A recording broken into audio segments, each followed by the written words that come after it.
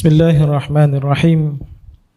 Innal hamdalillah nahmaduhu wa nasta'inuhu wa nastaghfiruh wa na'udzu billahi min shururi anfusina wa min sayyiati a'malina.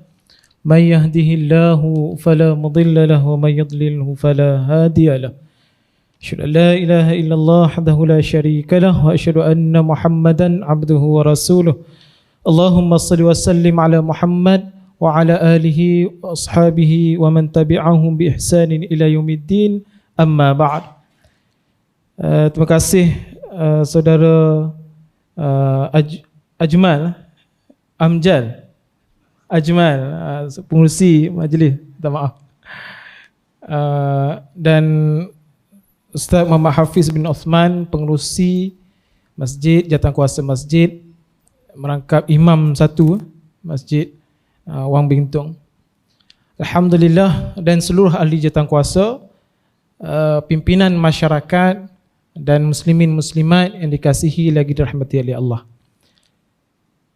22 November 2017 kami bertandang ke sini. 25 Julai hari ini kali kedua. Alhamdulillah. Kali kedua dengan wajah masjid yang baru. Sebelum ini November 2017 berwajah sebelumnya, dan hari ini alhamdulillah, syukur atas nikmat Allah Subhanahu wa taala.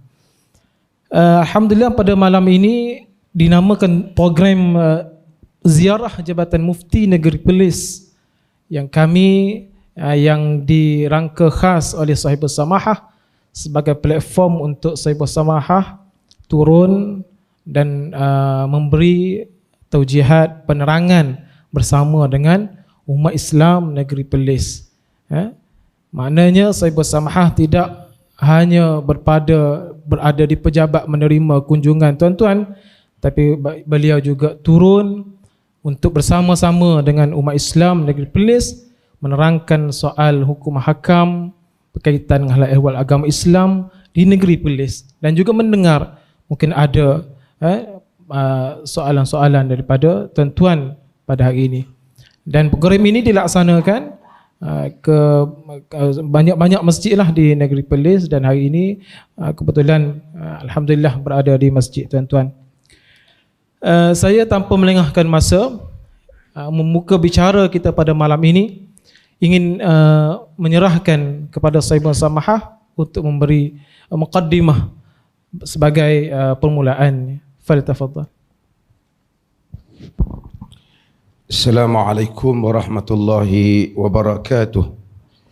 Alhamdulillah, nahmaduhu wa nasta'inuhu wa nastaghfiruh wa na'udzu billahi min syururi anfusina wa min sayyiati a'malina. May yahdihillahu fala mudilla lahu wa may yudlil fala hadiya lahu. Asyhadu an la ilaha illallah wahdahu la syarika lahu wa asyhadu anna Muhammadan abduhu wa rasuluh, amma ba'd. Yang dikasihi Al-Fadhil Ustaz Khidir selaku pengurusi, Ustaz Tajul Urus sebagai timbalan Sahibul Fadilah, timbalan mufti, para asatizah, tuan imam, pengurusi masjid, hadirin dan hadirat sekalian. Saya sejak pulang daripada haji tak berucap lagi di masjid. Kuliah Masjid Alwi pun dah berapa kali miss kerana suara saya tak ada. Hari ini alhamdulillah saya ada sikit lah, ada boleh lah. Dan sebelum ni ada tetamu datang di rumah, dia orang buat live, saya boleh bercakap tapi suara parau. Pagi tadi saya ingat kalau saya niat nak bercakap juga, mungkin Allah bagi balik suara. Jadi saya buat live pagi, jadi suara keluar sikit. Mudah-mudahan Allah keluarkan suara.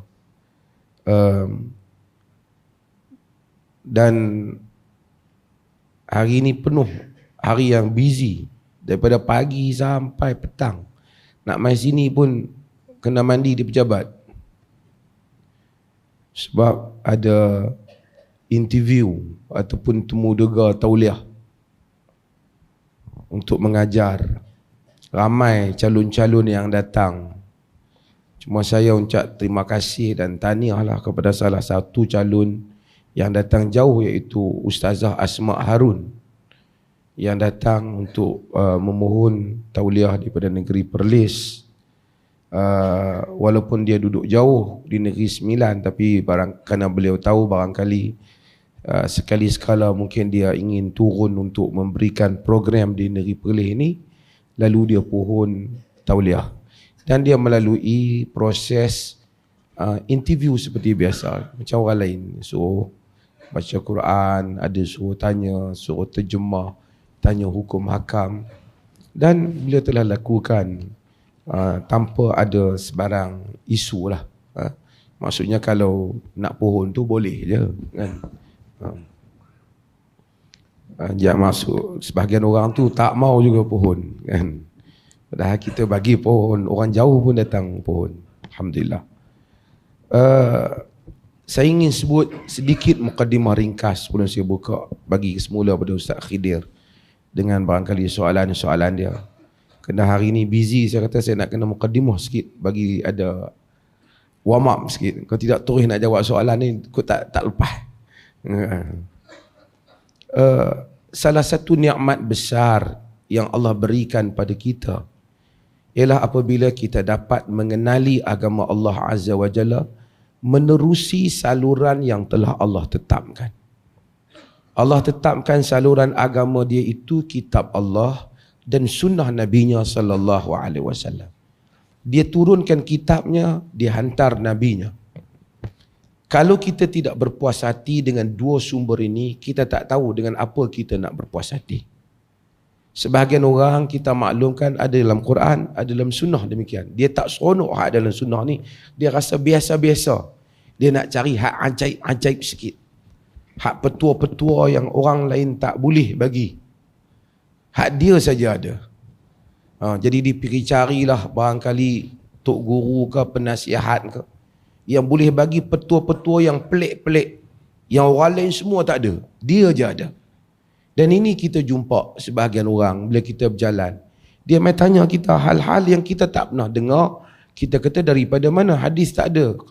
Ada, tapi yang ni ada tu guru betul. Kita kata ambil yang ada dalam Quran, dalam hadis, itu mendapat jaminan daripada Allah dan jaminan daripada Rasulnya sallallahu alaihi wasallam. Dia kata yang tu duk biasa dah. Hak ni nak bagi power sikit. Nak bagi lebih sikit. Dan ini adalah pelik pemikiran orang. Mungkin kalau makan jamu boleh lah kot. Duk biasa makan jamu biasa, pergi cari jamu Indonesia ke apa. Tapi agama bukan demikian. Agama ialah soal dosa dan pahala.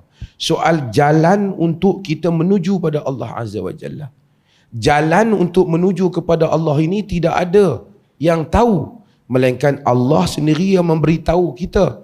Kita tidak menerima wahyu, melainkan Nabi-Nya sallallahu alaihi wasallam mendapat wahyu. Dan Nabi bagi tahu kita bagaimana cara yang Allah mahu untuk kita mengabdikan diri kepadanya. Bagaimana untuk kita salat, bagaimana untuk kita berdoa, bagaimana untuk kita beribadah, bagaimana untuk kita puasa. Demikian itulah jalan yang paling selamat. Jalan orang lain tu mungkin boleh, tetapi tak pasti. Jalan yang pasti ialah jalan yang telah ditetapkan oleh Allah, dikhabarkan di dalam kitabnya dan di dalam sunnah Nabi-Nya sallallahu alaihi wasallam. Selagi mana kita berusaha memegang dua hal ini, insya-Allah mudah-mudahan kita selamat.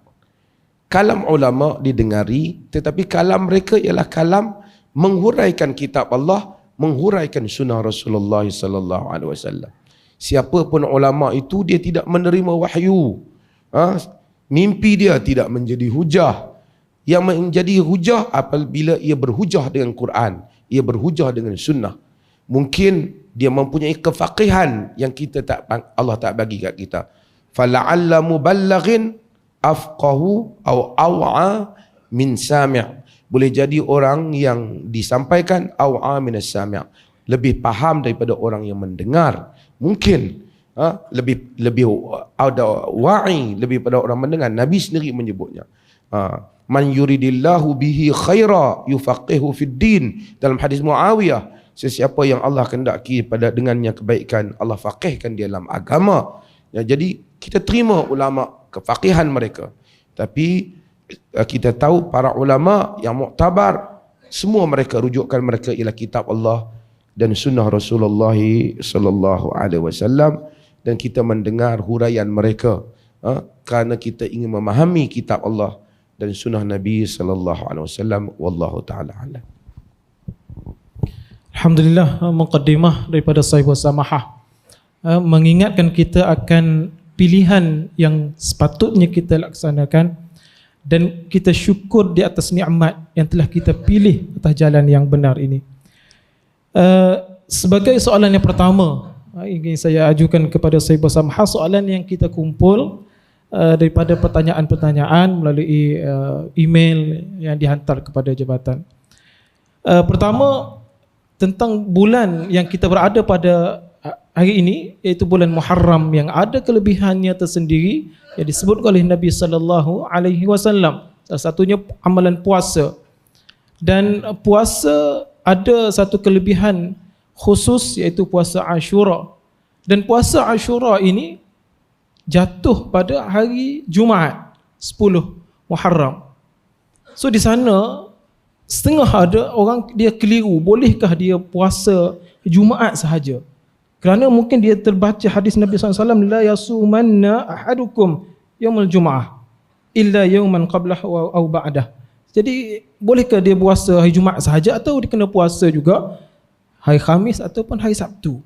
Mungkin ada yang tak larat, dia kata nak cuba sehari, boleh tak Ustaz? Sahibul Samahah. Okay, bismillahirrahmanirrahim. Yang pertamanya ialah bulan Muharram ialah merupakan salah satu daripada bulan-bulan haram. Salah satu daripada bulan-bulan haram. Bulan haram ada berapa? 4 bulan. Inna iddatash syuhur 'indallahi 12 syahra fi kitabillah yauma khalaqas samawati wal ard minha arba'atu hurum zalika ad-dinul qayyim fala tadhlimu fihinna anfusakum. Sesungguhnya bilangan bulan di sisi Allah ialah 12 bulan.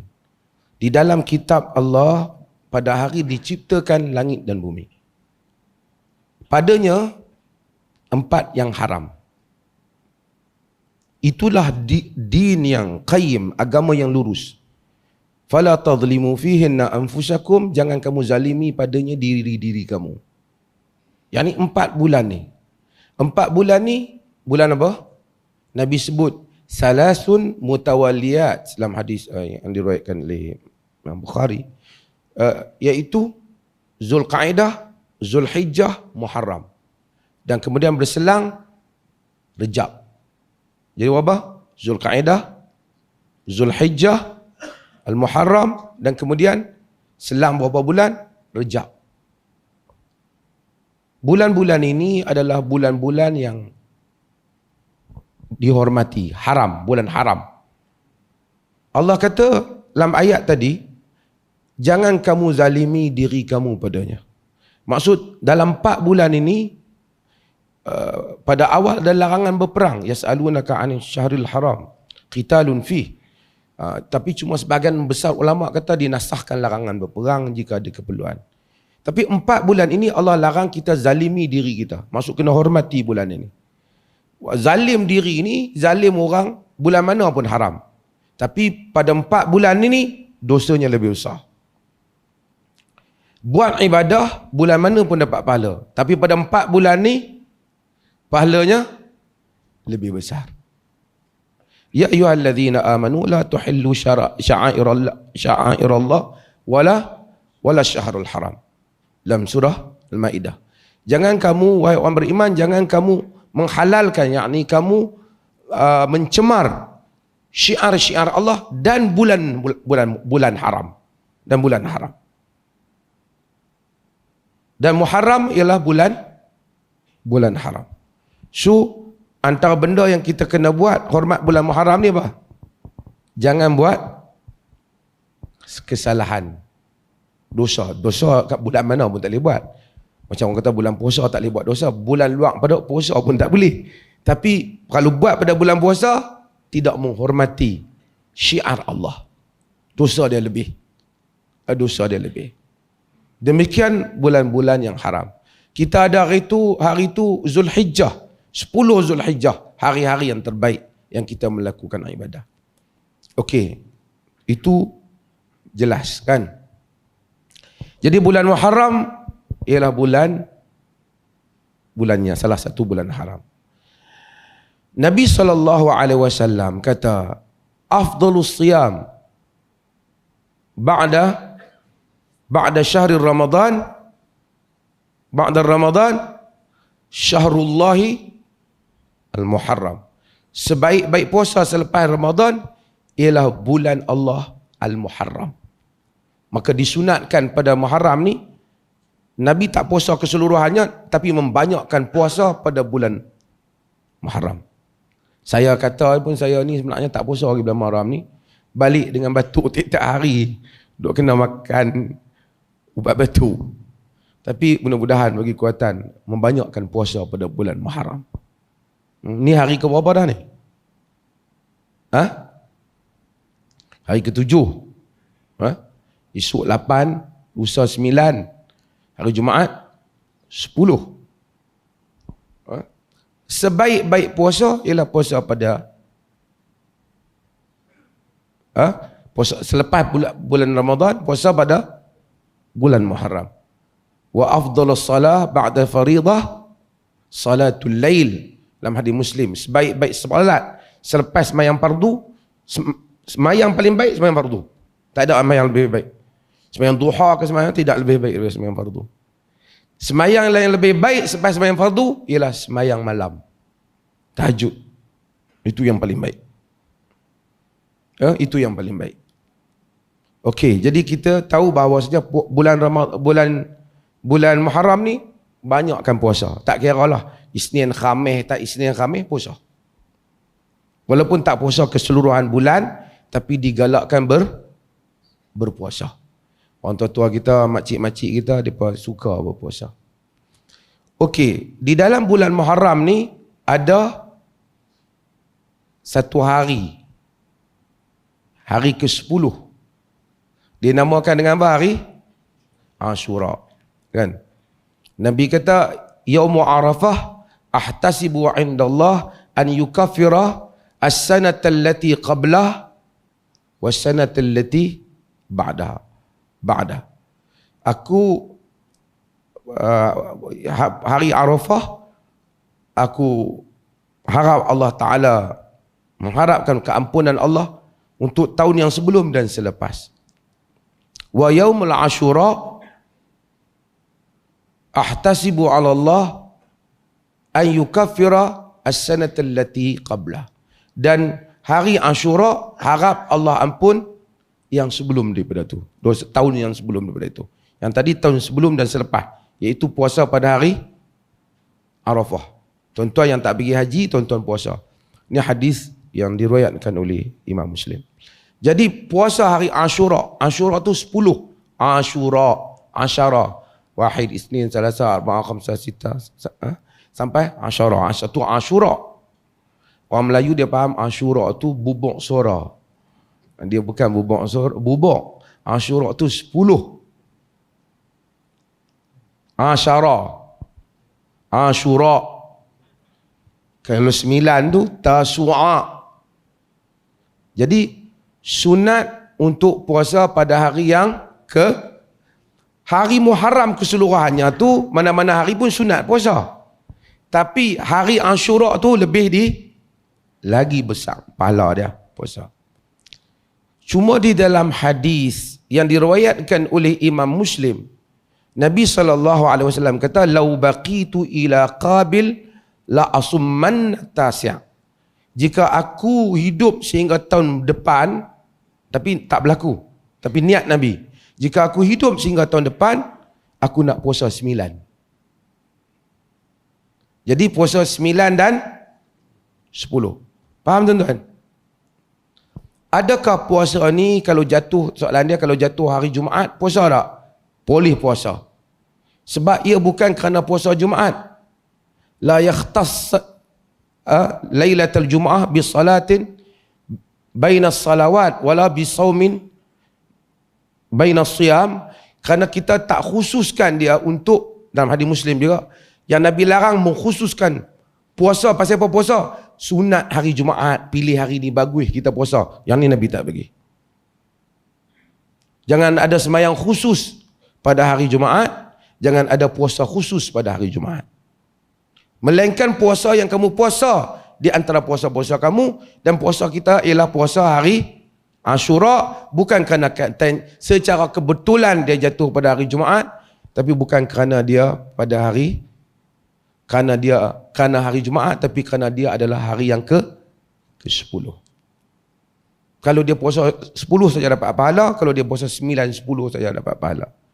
Sebahagian para ulama kata kerana Nabi nak berbeza dengan Yahud, maka Nabi puasa 9 dan 10, mereka kata puasa 9, 10, 11 dan seumpamanya. Tetapi yang penting semua hari Muharram adalah disunatkan puasa. Cuma saya nak tambah sikit, kita baru sambut ma'al hijrah. Ramai orang kata bulan Muharram itulah Nabi berhijrah. Nabi tak hijrah bulan Muharram. Nabi memulakan hijrah pada hujung Safar dan masuk ke Madinah pada 12 Rabiul Awal. Pada bulan Rabiul Awal. Pasal apa bulan Muharram jadi bulan hijrah? Sebab Saidina Umar apabila nak membuat kiraan tahun, kerana dulu orang Arab ni dia tak ada tahun. Tuan-tuan pergi sebelah kita Siam ada tahun Siam, tengok tak? Berapa ribu tahun dia Siam. Orang Mesopotamia, tamadun di Egypt, mereka ada tahun. Orang-orang Kristian mereka ada tahun. Tapi orang Arab dia tak ada tahun. Dia hanya ingat tahun melalui peristiwa. Amul Fil, tahun gajah. Masa tu tahun gajah menyerang Mekah. Jadi kalau dia nak ingat, macam tu orang tua-tua dulu kalau nak ingat tahun, dia tak ingat tahun macam kita, dia kata tahun kelam. Ada tak dulu? Kan? Tahun kelam. Dia ingat peristiwa tahun. Orang Arab pun macam tu. Tapi bila Saidina Umar ada pentadbiran, nak tulis surat kepada Maharaja, semua mereka tulis surat tarikh. Orang Islam tak ada tahun. Jadi berbincang seperti mana yang diriwayatkan oleh Ibnu Katsir di dalam Al-Bidayah wan Nihayah, bahawasanya macam mana mereka berbincang. Akhirnya perbincangan macam-macam cadangan. Tahun kelahiran Nabi, Sayyidina Umar tak setuju, tak bersama dengan Kristian. Tahun kewafatan Nabi, tak setuju. Macam-macam. Akhirnya dia setuju tahun hijrah Nabi SAW. Kerana signifikan Nabi berhijrah. Jadi lepas tu nak carilah bulan apa nak mula. Yang terbaik ialah bulan Muharram, kerana orang baru saja balik haji dan mempunyai azam yang kuat. Maka bulan Muharram. Maka dengan itu kita pun timbul bulan Muharram Nabi berhijrah. Tak. Tahun hijrah dikira daripada bulan Muharram. Nabi mula menghijrah pada penghujung Safar dan sampai ke Madinah pada Rabiul Awal. Wallahu a'lam. Alhamdulillah, satu penerangan yang jelas kepada kita berkaitan dengan fadilat bulan Muharram, puasa, amalan puasa pada bulan Muharram dan Tasu'a dan Ashura, dan bagaimana terbentuknya kalender dalam kalender Islam yang susunannya bermula pada zaman Umar. Baik, soalan yang kedua berkaitan dengan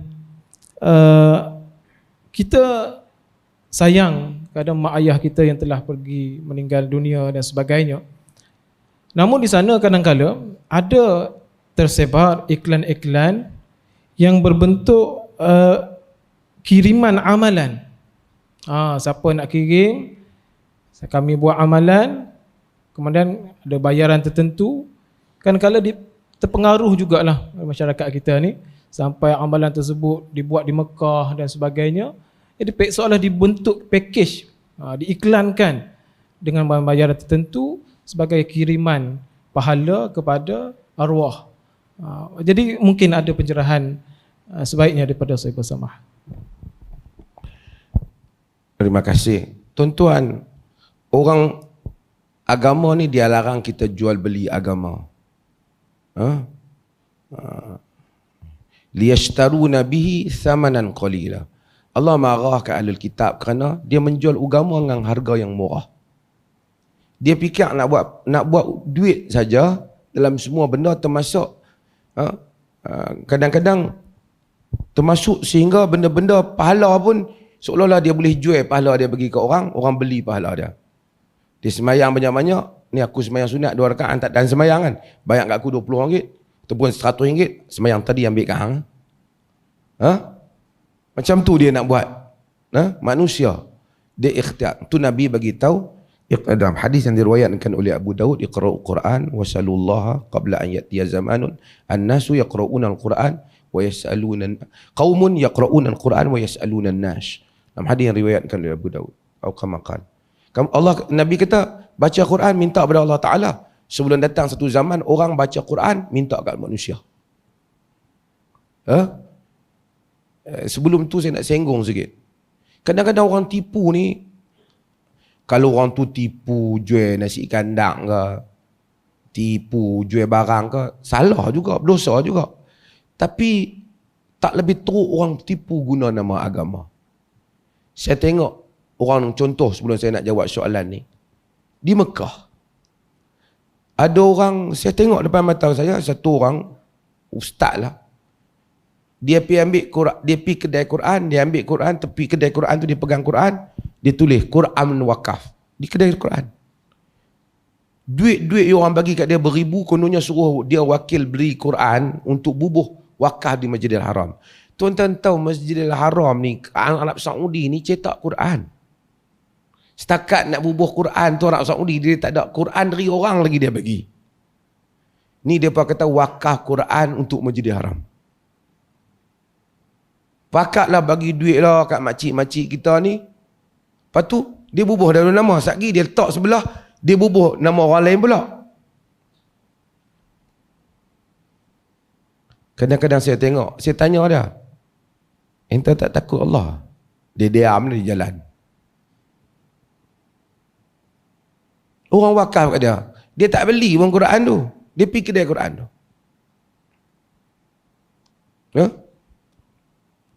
Sama lah yang duduk di depan, kadang-kadang dia wakaf Quran yang duduk jual Bangladesh ke apa. Orang Melayu ni dia tak tahu. Dia pergi negeri Mekah, dia tengok Bangladesh ke Pakistan, semua dia kata Arab. Dia kata Arab tipu aku, kesian ke Arab. Haduk berniaga di kedai tu bukan Arab. Bangladesh, Myanmar apa semua ni. Kan? Bukanlah kata Arab baik sangat, tapi maksudnya nanya saja Arab kena. Upah haji pun macam tu juga. Upah haji. Satu orang tu ambil sampai berpuluh orang bayar upah haji. Siapa nak buat upah haji bayar seorang 7,500. Dia seorang pergi buat haji untuk 10 orang. 70,000, 100,000 dapat. Dia peganglah yang tu. Selesai menunaikan haji, nama orang ni. Hantar gambar orang tu. WhatsApp. Lepas tu dia ambil kat dia juga. Ambil buah nama orang lain pula. Boleh ganti tolong haji untuk orang jika kita ikhlas. Boleh juga bagi nafkah untuk perbelanjaan. Kerana haji perlukan perbelanjaan. Hajja an nafsik summa an syubramah, kata Nabi. Haji untuk diri kamu dan kemudian untuk syubramah, bapak dia. Kan? Nabi bagi. Tapi tipu. Tu tak kira lagi yang buat korban. Satu ikut lembu, 30-40 orang korban. Semua bubuh nama atas tu. Manusia tipu. Dan mereka jawab di hadapan Allah Azza wa Jalla. Agama dah jadi satu jual beli, penipuan. Pasal dia tahu ramai orang minat agama. Sebab itu kita disuruh untuk beramal dengan agama. Apabila ibu bapa kita meninggal, apa benda yang patut kita buat? Kita kena doa. Kita ni bukan berurusan dengan satu toki syarikat yang kita tak apa kenal tak. Ibu bapa kita ke siapa, abang kita, adik kita, adik-beradik, kawan yang kita sayang. Apabila dia meninggal, dia pergi ke mana? Ke alam barzakh. Sementara nak menunggu untuk bertemu dengan Allah Ta'ala dan dihisab oleh Allah, kita juga akan lalu hal yang sama. Di alam itu, Allah lah yang menentukan kebahagiaan dia. Tak ada wali mana ke, tokek mana ke yang boleh duk pi, duk urus, duk jumpa hang lah apa abang, tak? Yang boleh meringankan azabnya ataupun boleh menjadikan kuburnya raudatun min riyadil jannah, taman daripada taman-taman syurga, hanyalah Allah Azza wa Jalla. Maka minta pada Allah, doa dulu. Quran ajak doa. Doa yang paling utama sebelum yang lain, doa. Walladzina ja'u min ba'dihim yaqulu rabbana ighfir lana wa li ikhwanina alladhina sabaquna bil iman. Orang-orang yang datang selepas mereka berdoa, wahai Tuhan ampunkan kami dan orang-orang yang mendahului kami dalam iman. Doa. Saya, pengalaman diri saya lah, bukan untuk contoh. Saya masa mak ayah saya ada, doa juga kat mereka. Doa supaya bahagia, doa supaya sihat. Tapi saya ingat taklah berapa kerap sangat. Kan, bila tengok mereka, kita doa. Kadang-kadang dah mereka sihat di depan mata kita, duduk pula dekat dengan rumah saya.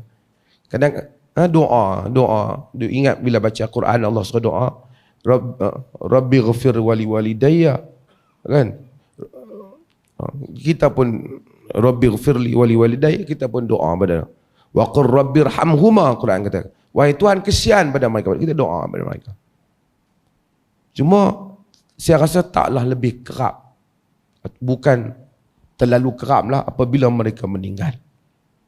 Kita rindu, kita teringat. Tambah rumah dia sebelah rumah saya. Tuan-tuan tahu. Saya buat rumah mak ayah saya sebelah rumah saya. Setiap kali saya tengok, saya tak tahu nak lafaz ke apa, saya doa. Sujud saya doa. Malam tahajud doa. Sembahyang fardu pun doa. Minta Allah jadikan kubur mereka raudatun min riyadil jannah. Bukanlah saya nak cerita diri saya, tapi macam itulah. Kita bila meninggal ibu bapa kita, apa yang boleh kita buat? Kau nak pergi hantar nasi kot dia suka makan laksa, tak boleh. Yang boleh ialah kita minta supaya Allah jadikan dia dari taman daripada taman-taman syurga. Ampun mereka. First, doa. Ini semua boleh dibuat. Tak melalui perantaraan. Ustaz saya tak boleh doa, tolong doa kat mak saya. Apa punya jenis manusia kita? Idza matal insan, idza mata ibnu Adam, sebagai ibnu matal. Inqata'a amaluhu illa min thalas. Terputus amalan dia melainkan 3. Salah satunya wa waladun salihun yad'u lahu, dan anak soleh yang doa pada dia. Tak boleh kita nak kata, ya Allah ampunkan ibu, ya Allah ampunkan abangku, ya Allah ampunkanlah adikku. Sujud semayang berapa kali boleh. Lepas semayang berapa kali boleh doa. Tak nanti semayang duduk saja-saja pun boleh doa. Setiap kali kita istighfar. Sebab itu ada dalam hadis, sebahagian manusia dia tengok macam mana pahala dia terlalu banyak, amalan dia, rupanya istighfar anak dia kepada dia. Minta Allah ampun ibu bapa kita, orang-orang yang kita kasih. Tak ada benda yang dia perlukan. Makan minum dia tak perlu, kereta tak perlu, dia perlu keampunan Allah.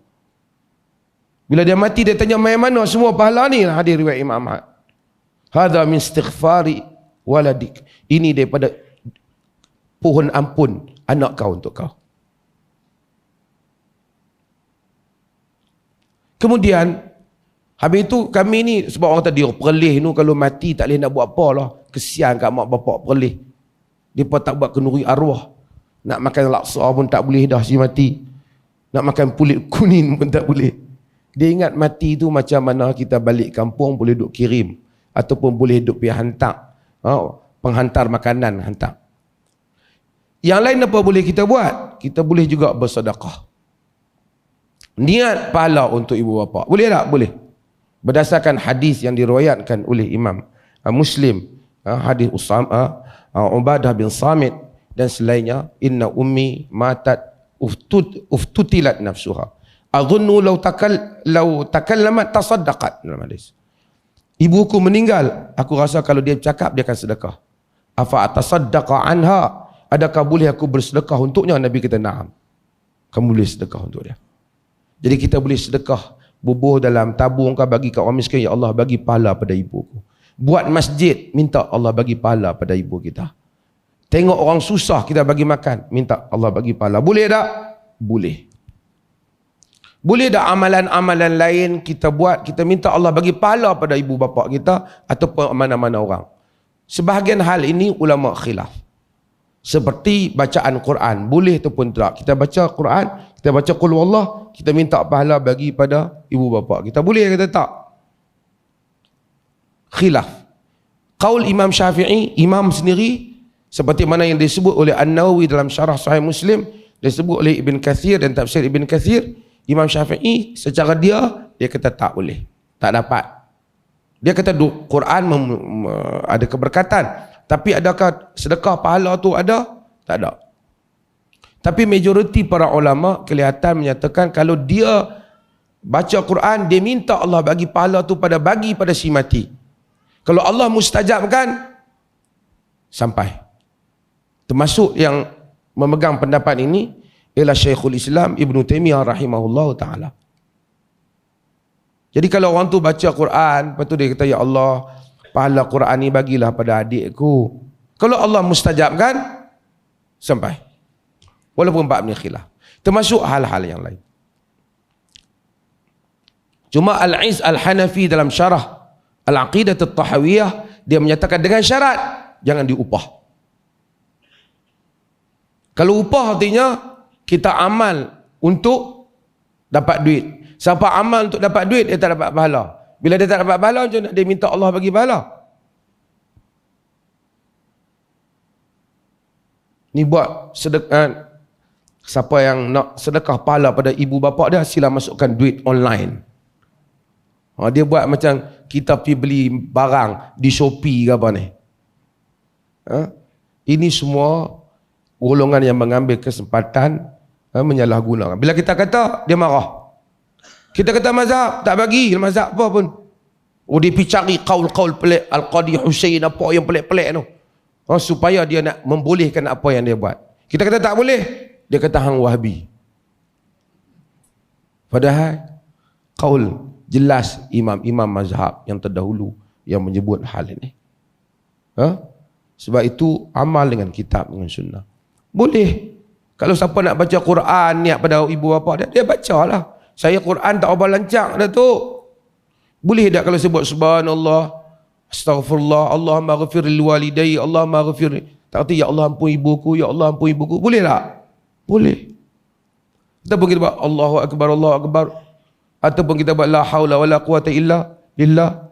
Ataupun kita sebut la ilaha illallah beratus kali, ya Allah kalau ada pahala zikir ni bagi pada ibu saya, boleh tak? Kalau Allah mustajab, boleh. Kalau tak mustajab, pahala tu duduk dengan kita. Pasal apa nak pergi duk cari online ni? Bagi orang tipu. Benda tu saya kata khilaf. Habis tu kalau nak sedekah, kau selalu sedekah kat dia lah.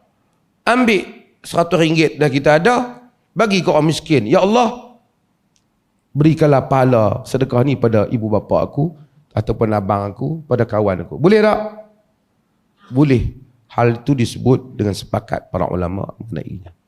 Wallahu ta'ala alam.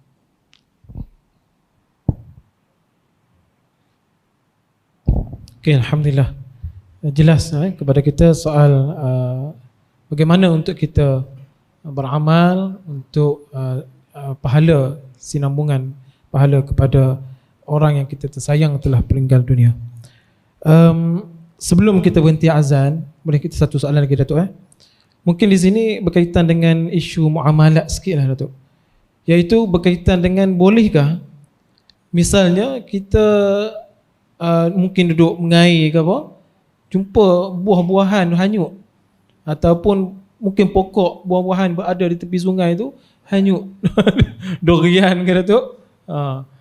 Ataupun di kawasan masjid, buah-buahan bolehkah jemaah pergi ambil? Dari kawasan masjid. Ataupun Datuk, jiran, pokok jiran kita sebelah pagar kita, juntai daun tu masuk buahnya di kawasan kita.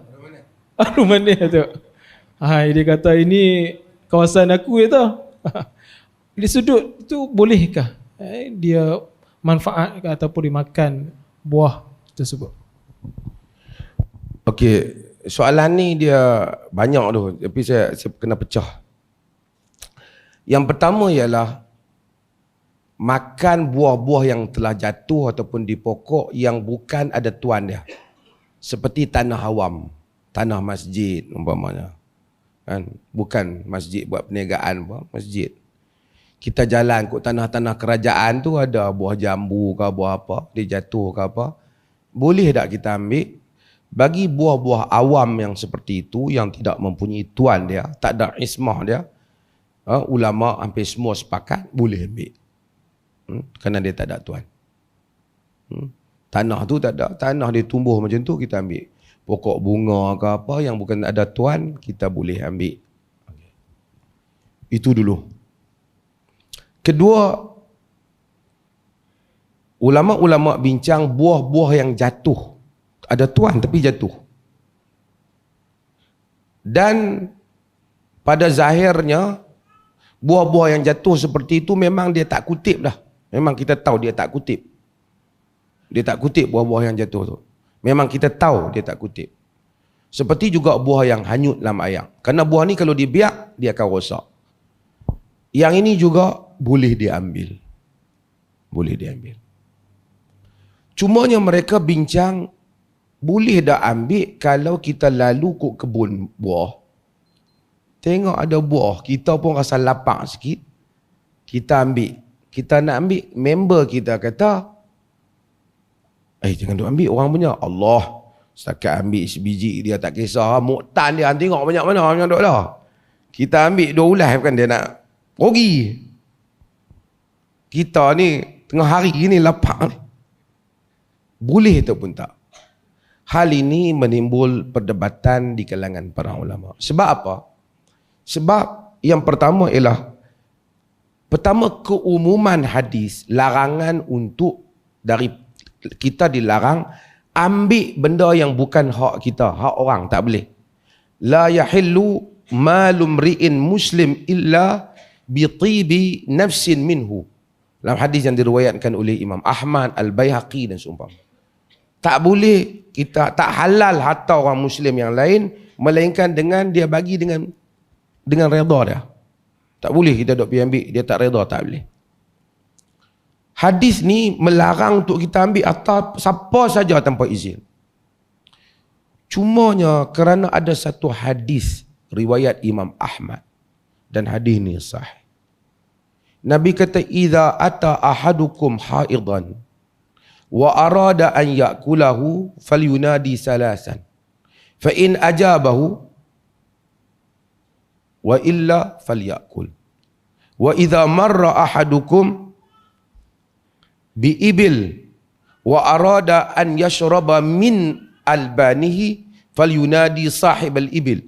Wa in ajabahu wa illa falyashrab minhu." Kalau kamu lalu di satu kebun yang ada apa? Ada pagar ni. Kalau seorang kamu lalu, kamu rasa nak makan buah tu, maka kamu panggil 3 kali. Jika dia jawab, tak boleh makan. Kalau jawablah. Jika dia tak jawab, Nabi kita makan. Oh, kalut naruh mana tuan-tuan? Nanti dulu. Jika seorang kamu lalu dengan unta ibil, wa arada an yashraba min albaniha, kalau dia teringin nak minum susu ibil tu, unta tu, falyunadi ya sahib al-ibil, panggil, oi tuan unta. Kalau dia jawab kata tak bagi, jangan. Kalau tak, kamu minum. Hadis ni jadi perbincangan antara larangan umum tak boleh ambil harta orang dengan hadis ni menyebabkan ulama-ulama berkhilaf. Al-Imam An-Nawawi rahimahullah dan juga sebahagian ulama-ulama yang lain termasuk ulama mazhab Malik dan selainnya, mereka menyatakan tetap tak boleh. Hadis itu dia merujuk, difahami. Saya simpulkan daripada semua syarah mereka terhadap ini. Dipahami hadis ini ialah keadaan muamalah tadi, setempat tu macam mana. Kalau kebiasaan masyarakat tu, kalau orang lalu bagi, memang kalau setakat ambil sebiji dua nak makan dia bagi. Jadi di atas konteks tu Nabi cakap. Maksudnya biasanya masyarakat kalau lalu buah tamar ambil sebiji dua. Jadi mereka kata kalau nak makan boleh, bawa tak boleh. Pas makan hangkut dengan lori pula, habislah kita punya harum manis kita. Dia kata itu maksud dia. Tapi kalau tabiat masyarakat itu kata tak boleh. Tengok buah, kalau derian orang tak nak bagi Kok yang nak boleh tu buah apa? Buah jambu. Jambu ayak ke? Yang tu kok kan. Tapi kalau buah-buah yang mahal orang tak bagi, kita tahu masyarakat tetap tak boleh. Pasal hadis tu. Hadis ni mesti dilihat pada tabiat masyarakat. Nabi cakap dalam konteks tabiat masyarakat tu, yang biasanya setakat tamar ni dia bagi. Sebahagian para ulama dia longgak sikit, dia kata kalau setakat dia makan untuk dia lapak, dia berkeperluan, tak lapang tak boleh. Kalau dia keperluan dia makan saja boleh, tapi dengan syarat tak boleh bawa keluar. Kerana tetamu 3 hari. 3 hari dia makan kalau kita. Setakat makan diri dia saja. Kan? Dia lalu, bukan dia nak tujuan dia nak pi redah dusun kawan tu. Dia lalu-lalu ada buah, tengok rambutan, dia ambil. Kata mereka kalau setakat dia ambil 1-2 dia lapak, boleh. Tetapi umumnya para ulama menyatakan tak boleh kalau sekiranya diketahui tabiat tuan tu tak bagi. Dia tulis pula, jangan ambil buah sini misalnya. Kan? Tapi kalau kita tahu kampung tu, negeri tu memang setakat lalu rambutan tu memang kebiasaan orang ambil, orang tak ada masalah. Jangan duk pergi ambil sampai balik rumah, setakat nak makan di situ dia bagi. Kalau kita ketahui demikian, mereka kata boleh. Okey. Tadi kita kata apa? Jiran. Okey, jiran pula. Kalau jiran ni sampai pokok dia tu mutadaliyah, telah masuk dalam kawasan kita. Jiran ni lebat buah dia masuk dalam kawasan pagang kita sebelah menyebelah. Boleh tak kita ambil buah dia? Boleh ke tak? Dalam beberapa keadaan. Pertama, kalau kita tak suka, dia kata siapa suruh batang pokok dia masuk kawasan aku? Kita marah kan? Pertama, sebelum buah tu berbuah, mungkin soalan kita, boleh tak kita tak bagi pokok dia berjuntai dalam kawasan kita? Kita pergi potong. Boleh tak? Boleh. Adalah hak kita. La darar wala dirar. Boleh. Tak boleh kita, orang bagi mudarat pada kita, kita bagi mudarat orang pun tak boleh. Cuma kalau buah tu jenis boleh tolak daun tu masuk, tolaklah, jangan pergi kerat bawah. Tapi kalau memang tak boleh dah masuk, kita potong. Boleh tak? Kita berhak potong. Sekarang ni bila kita tak potong, dia dah masuk. Kita tengok kepada tabiat jiran kita. Kalau jiran kita tu tabiat dia, kita tahu memang dia kedekut, hak masuk kawasan tu pun dia tak bagi, kita tak boleh ambil. Habis tu kedang-kedang masuk, pasal apa kita benak? Aku tak kira masuk kawasan aku, kita benak buat apa? Potong daripada awal dah kalau kita tak mau. Tapi kalau kita tahu jiran kita memang tak kisahlah. Dia kata ni pokok hang masuk kawasan aku ni. Allah, hang ambil ya. Misalnya, esok dia kata hang ni pokok hang tak apalah, hak tu rezeki belah hang.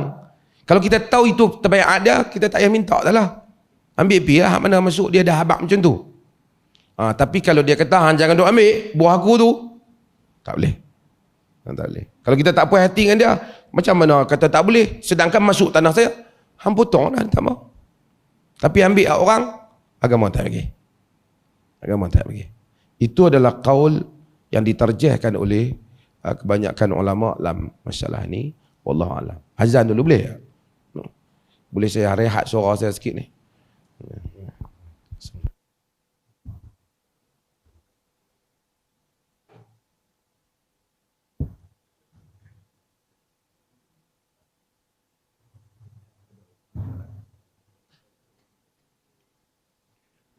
Allahu Akbar, Allah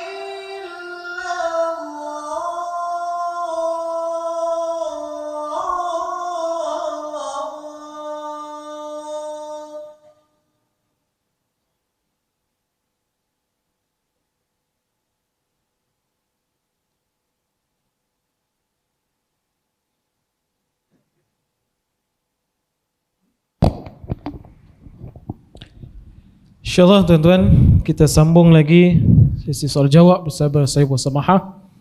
Ada lebih kurang 2 soalan lagi Datuk.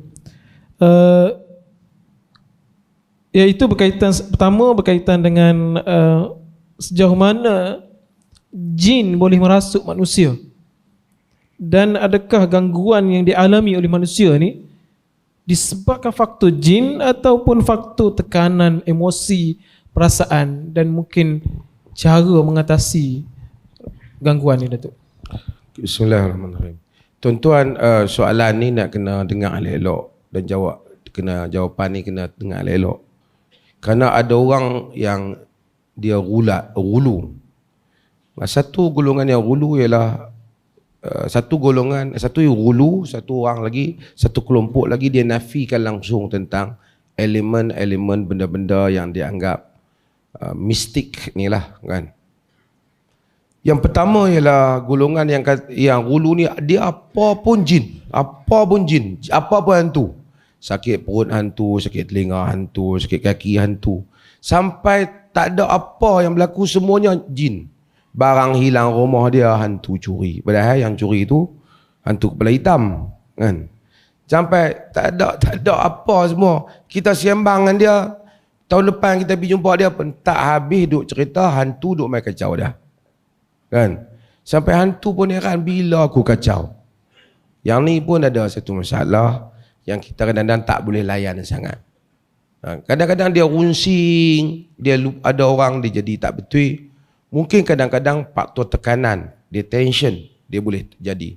Hal itu disebut oleh Al-Imam Ibn Qayyim Al-Jauziyah dalam Zadul Ma'ad tentang sebab-sebab. Tapi yang kedua, ada orang yang dia langsung tak percaya cerita hantu-hantu ni. Jin lah dia tak percaya, itu pun tak betul jugalah. Boleh tak jin masuk dalam badan manusia, syaitan masuk dalam badan manusia dan rasuk? Ini pun timbul perbincangan di kalangan ulama. Dalam maqalat al-Islamiyin, Al-Imam Abu Hasan Al-Asy'ari dan membahaskan tentang pandangan-pandangan ulama. Mu'tazilah kata tak mungkin.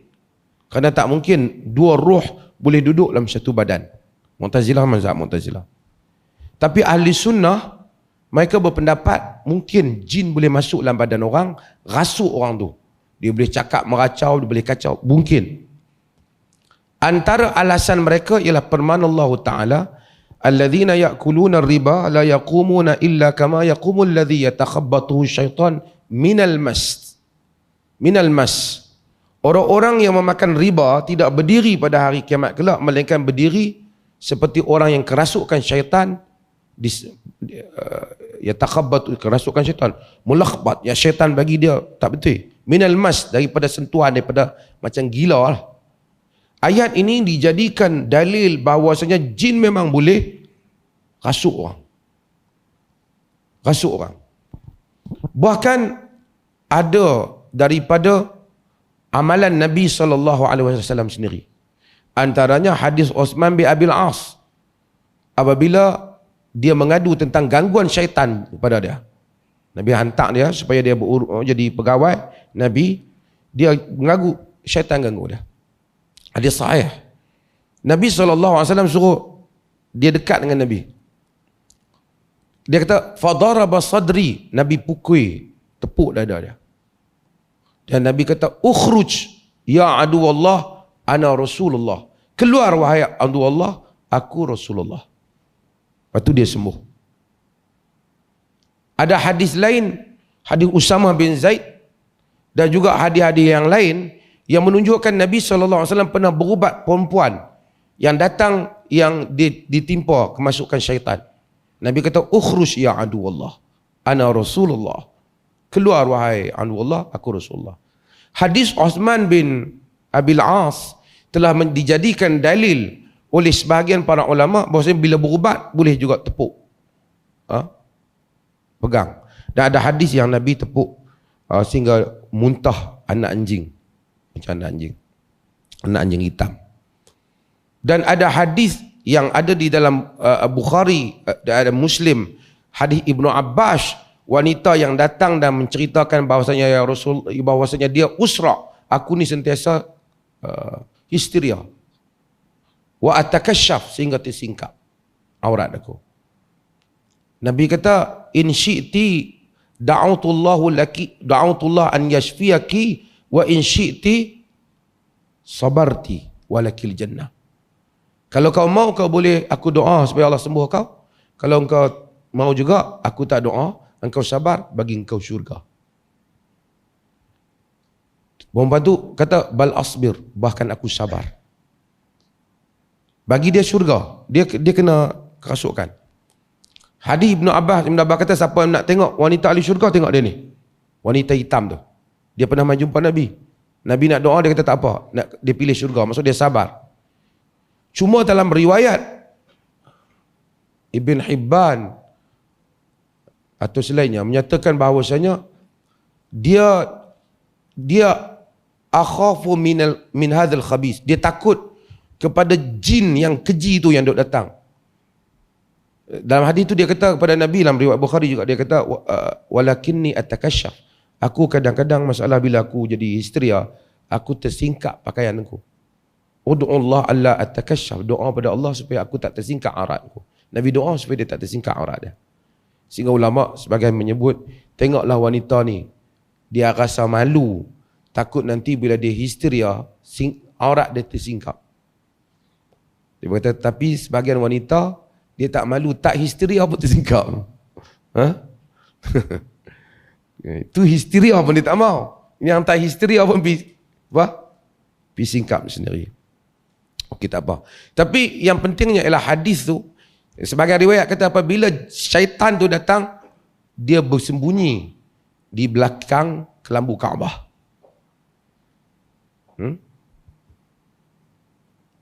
Dan ada wanita dalam hadis Usama bin Zaid yang datang kepada Nabi SAW. Dia bawa anak dia yang daripada kecil selalu duk histeria. Dia daripada kecil. Nabi doa pada anak dia.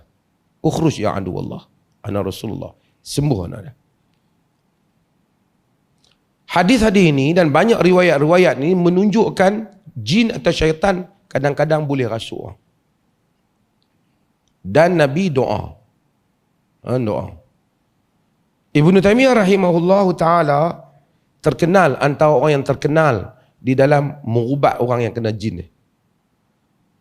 Sehingga Al-Imam Ibn Qayyim Al-Jauziyah rahimahullah menceritakan tentang guru dia, Ibn Taimiyah, apabila berubat orang masuk jin, dia pukul di tengkok tu, semua orang sangka matilah perempuan tu.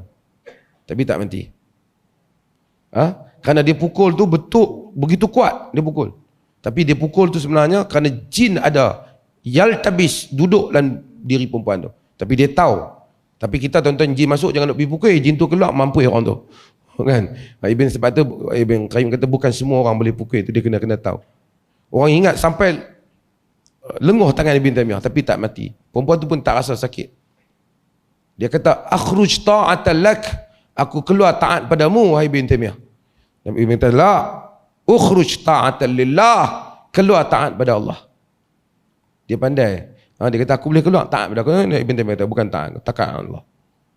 Tapi ini semua menunjukkan boleh berlakunya kerasukan jin, dan kita hendaklah memohon perlindungan kepada Allah Ta'ala. Ada orang dan mula dia kena, dia asyik kena. Dia kena doa pada Allah Ta'ala, lindung diri dia. Sebab tu Nabi ajak banyak bacaan ayat kursi dan seumpamanya, melindungi kita daripada hal-hal ini. Mohon perlindungan Allah Ta'ala, kerana hal ini berlaku bukan pada sahabat zaman kita, bahkan pada zaman Nabi SAW. Bahkan dalam riwayat Umar bin Khattab, riwayatkan Ibn Abi Shaybah, Musannaf Abdul Razzaq dan selainnya, tentang orang yang hilang kerana disorok oleh jin pada zaman Umar bin Khattab radhiyallahu anhu. Wallahu ta'ala alam. Panjang bab jin ni, orang Melayu suka bab jin ni. Saya kalau nak kuliah jin ni boleh 2 jam pun insya-Allah boleh. Tapi sekejap lagi orang lantik jadi bomoh pula. Okey, baik Datuk. Alhamdulillah. Soalan yang kedua terakhir tu, insya-Allah kita tak ambil masa yang terlalu panjang pada malam ini, iaitu berkaitan dengan solat Jumaat. InsyaAllah kita nak rakyat negeri Perlis, umat Islam hadir awal solat Jumaat. Namun di sana ada juga yang mai lewat. Ada yang qomat Jumaat baru sampai. Jadi adakah gugur pahala solat Jumaat bagi mereka yang tidak mendengar 2 khutbah Jumaat itu?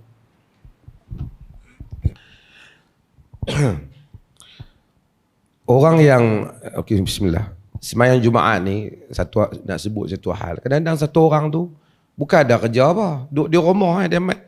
Kok orang tu kerja pejabat, kadang-kadang terlambat mai. Itu pun bukanlah alasan sangat. Sekali-sekala tak apalah. Ni dia seumur lambat main Jumaat. Lagi tak ada dengar khatib baca khutbah, dia tak mai-mai. Jadi tabiat dah. Pi pun sebab takut bini kata abang tak main Jumaat dah. Tu pun boleh gagal. Ada yang lebih teruk, yang macam saya duk sebut, kita bagi bantuan pada hari Jumaat, minta bakat main ambil pada hari Jumaat lepas main Jumaat. Dia tak main, wakil bini dia main Jumaat. Saya selalu tanya, suami mana? Dia tak main. Tak main Jumaat? Tak tahu. Tu. Hak jenis tu kalau ada orang upah apa-apa bayar, dia bayar tu. Hak tadi tu, hak nak upah bayar ni, lepas tu syok. Pasal tak bayar amal, ada duit bayar. Ini satu tabiat. Cuma kita ambil tentang Jumaat ni lah. Dalam hadis yang diriwayatkan oleh Imam Ahmad dalam Musnad, sahih, Nabi SAW kata, "Idza kana yaumul Jum'ah, qa'adatil malaikatu ala abwabil masjid. Yaktubuna man jaa ila al-Jum'ah." Bila hari Jumaat, malaikat duduk di pintu-pintu masjid. Dia tulis pahala orang yang mai Jumaat. Wa idza kharajal imamu tawwatil malaikatu suhufa wa dakhalat tastami'ul dzikr. Apabila imam keluar, ni masuk mimbar, naik atas mimbar. Kalau keluar setakat mai pasang mikrofon dah, keluar atas mimbar. Tawwatil malaikatu suhuf, malaikat tutup dah buku tu. Malaikat turut mendengar khutbah. Dan hadis yang lain, tengok as-sa'atul ula, sa'atul tsaniyah tu, kal mahdi al-budna wal mahdi al-baqarah, mahdi syah, mahdi syah, yang hadis waktu pertama macam bagi unta, lembu, dan hadis kambing dan ayam. Semua hadis-hadis ini menunjukkan apabila imam dah masuk, malaikat sudah tidak mencatatkan pahala orang yang datang. Itu bukan maksud malaikat dah tak catat, aku balik bukan maksud hang balik hang berdosa, tak sembahyang Jumaat. Maksudnya dia tak dapat lagi pahala fadilat datang awal Jumaat. Fadilat sembahyang Jumaat, pahala sembahyang Jumaat tu dia dapatlah sembahyang.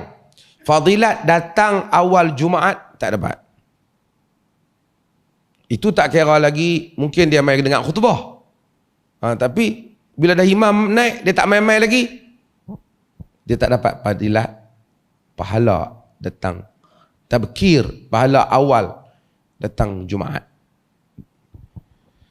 Kalau dia tak mendengar khutbah, dia kehilangan pahala yang besar, 2 khutbah. Hilang pahala tadi lah. Cuma kalau dia sembahyang Jumaat tu, pada sisi fiqahnya sahlah Jumaat dia tu, tapi tak dapat pahala yang besar. Tuan-tuan, setengah orang ni tak apa, tak dapat pahala pun kupik juga. Kalau bab lain tu, bab orang kata kalau mai awal dapat RM1,000, mai lewat dapat RM50, tobat dia mai awal. Betul tak? Betul kan? Tapi benda-benda macam tu, macam itulah. Mudah-mudahan Tuhan pun ampun kita. Bagi hidayah pada kita, pada orang lain juga. Supaya memudahkan kita beramal. Sebab itu tuan-tuan, banyakkanlah hidup ni. Sebut sehari beratus-ratus kali, tak nanti tunjuk kat orang. La haula wala quwata illa billah. Sebab tu tadi bila azan, hayya 'alas salah, kita kata apa?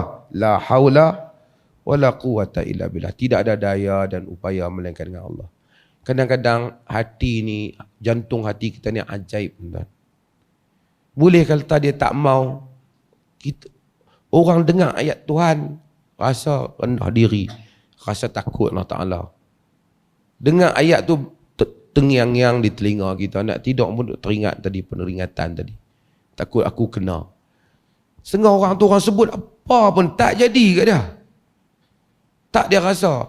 Mai bulan Ramadan, orang berlumba-lumba nak ibadat. Tak dan Ramadan lagi bersiap dah duk tengok Quran dia, duk tengok ni nak siap, tahun ni nak sembahyang tarawih masjid mana imam. Dia tak ada lah Ramadan tak Ramadan duk isap rokok macam tu. Ada sekali saya pergi tu nak buat, nak tempah apa supaya orang buat gazebo apa ni. Tengok duk makan, saya kata awal buka puasa ni, pagi lagi Tak tahu Datuk siapa dia. Depa yang ada kawasan tu. Dia tak rasa apa. Orang lain tak kira Ramadan masuk, rindu dah Ramadan nak keluar. Sedih. Dia tak ada apa. Summa qasat qulubuhum fahiya kal hijarah au ashaddu qaswah. Kemudian keras jantung hati mereka. Seperti mana batu ataupun lebih keras daripada batu. Kita minta Tuhan pelihara kita. Dan juga kawan-kawan kita semua. Ada lagi? Okey. Buka kan? Sana. Okay, Alhamdulillah. Tuan-tuan, saya bagi peluang untuk 1-2 soalan daripada tuan-tuan sekiranya ada. Boleh insya-Allah untuk kemukakan soalan. Fidah.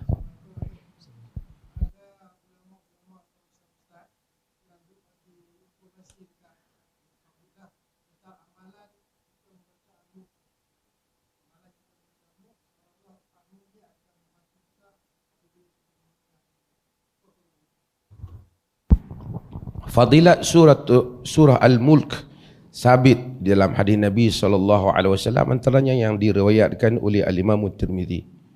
Dan Nabi SAW tidak tidur, kata Aisyah, melainkan baginda SAW membaca suratul Mulk.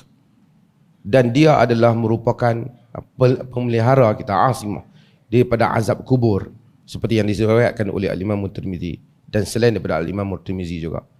Dan fadilat Al-Mulk ni sabit, walaupun sebahagiannya ada hadis yang lain, tapi sabit.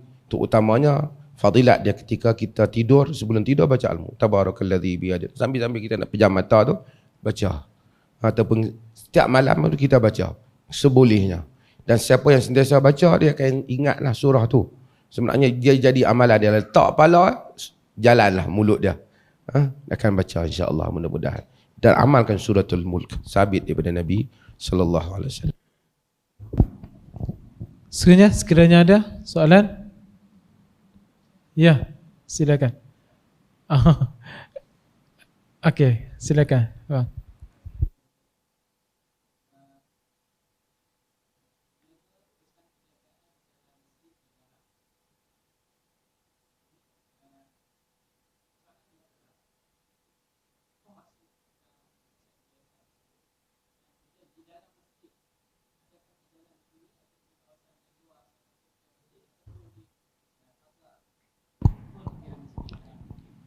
Okey, yang pertama, menjadikan masjid tempat perniagaan dilarang.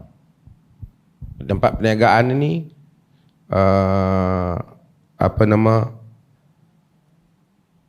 dia memang main masjid tu, di masjid tu lah dia nak jadi tempat sebagai dia berniaga. Kerana dia tahu di situ orang ramai, dia nak berniaga di situ. Cuma sebahagian ulama memberikan rukhsah kepada dia, bukan nak berniaga di masjid, kebetulan dia tunjuk-tunjuk, aku ada minyak wangi. Wangi aku beli. Beli berapa? RM50 ni dah. Bagi aku lah. Weh, mahal kan nak bagi lah. Jual. Kau tu bagi RM50 dia beli. Sebab kan para ulama ramai yang memberikan kelonggaran apabila dia bukan bertujuan masjid. Kebetulan di masjid. Kebetulan di masjid. Tapi kalau menjadikan masjid tu memang dia tahu nak berniaga pergi masjid dah, tentu orang ramai. Itu adalah dilarang. Nabi SAW suruh kita doa lagi supaya la yarbahullahu tijaratahu, supaya Allah tak menguntungkan perniagaan dia. Masjid tu apa? Masjid ialah tempat yang diwakafkan untuk ibadat salat. Ibadat salat dan selain daripadanya. Kawasan yang mana kita boleh beriktikaf dalamnya. Kan? Kawasan bilik ayak semua tak termasuk dalam masjid, walaupun bilik ayak masjid.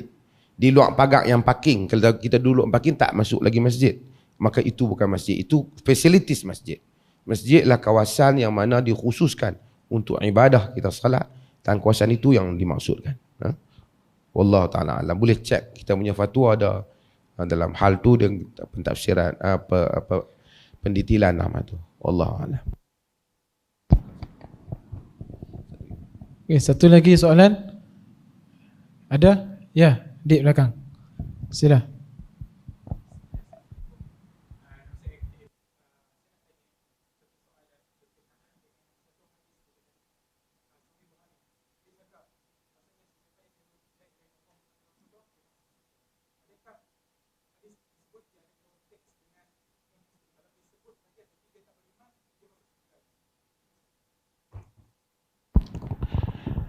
Okey, terima kasih. Man qala la ilaha illallah dakhala al-jannah. Siapa yang sebut la ilaha illallah masuk syurga. Qala di sini ialah bermaksud dia berkata dengan yakin terhadap la ilaha illallah. Tidak ada ilah melainkan Allah. Termasuk dalam itu Muhammad Rasulullah lah. Kalau tidak dia tak akui Muhammad Rasulullah, dia tak termasuk lah. Jadi perkataan dengan meyakini tidak ada ilah melainkan Allah. Kalau kata saja tak memberikan makna. Kerana iman adalah sesuatu yang diungkap dengan lidah dan jazam dia dengan keyakinan jiwa dia. Jika tidak, dia tamanni, kan? Dia adalah satu harapan yang tak ada makna. Sebab tu dalam hadis yang sebut tentang hadis Sayyidul Istighfar, Nabi kata muqinan, dalam keadaan dia meyakininya. Dalam keadaan dia meyakininya. Maksudnya dia kena kata dalam keadaan dia meyakini la ilaha illallah Muhammadur Rasulullah. Kan? Jika dia tak meyakininya, dia kufur. Kalau dia kata la ilaha illallah tapi dia tak meyakininya, dia tak percaya. Kerana iman itu sesuatu yang qalatil a'rabu amanna qul lam tu'minu walakin qulu aslamna walamma yadkhulul imanu fi qulubikum. Kata orang Arab kami beriman. Kata Allah kata qalatil a'rabu amanna qul lam tu'minu. Katakanlah kamu belum beriman. Walakin qulu aslamna. Katakanlah kamu telah, tetapi kamu telah Islam. Walamma yadkhulul imanu fi qulubikum, dan iman itu belum masuk ke dalam jantung hati kamu. Innamal mu'minuna alladhina amanu billahi wa rasulihi. Lagi? Wajahadu bi amwalihim wa anfusihim fi sabilillah. Summa lam yartabu. Kemudian dia tidak ragu-ragu, kan? Dan orang yang beriman itu ialah orang yang tidak ragu-ragu. Jika dia ragu-ragu, dia tidak. Walaupun dia kata beriman, dia tidak termasuk di kalangan innamal mu'minuna alladhina amanu billahi wa rasulihi tsumma la yartabu. Dia tidak syak dengan apa yang dia imani, barulah dia termasuk di kalangan orang-orang yang beriman. Kalau dia kata tapi dia tak percaya, dia tak termasuk. Macam orang Arab yang datang jumpa dengan Nabi sallallahu alaihi wasallam.